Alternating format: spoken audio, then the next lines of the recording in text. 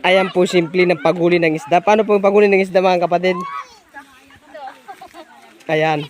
O, tignan nyo po, yung isda na ano lang, hinahawakan lang kamay.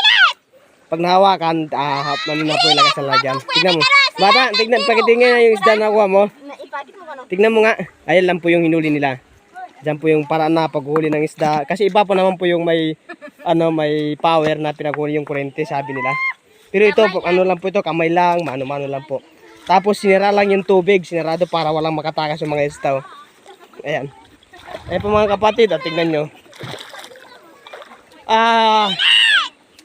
Napakahaba po yung tinakpin nila ng tubig para mailipat po yung ibang daanan.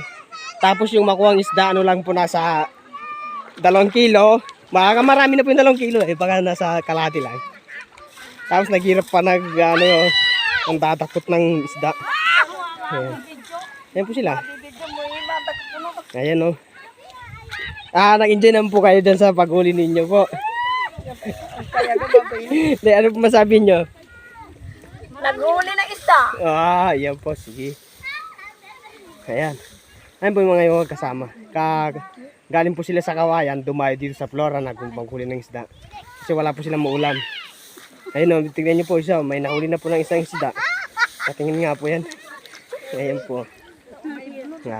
Pakipalaw nga po wala sa YouTube ko. Paki-share din sa mga iba.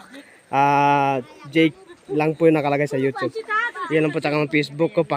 Ano na lang po. Salamat po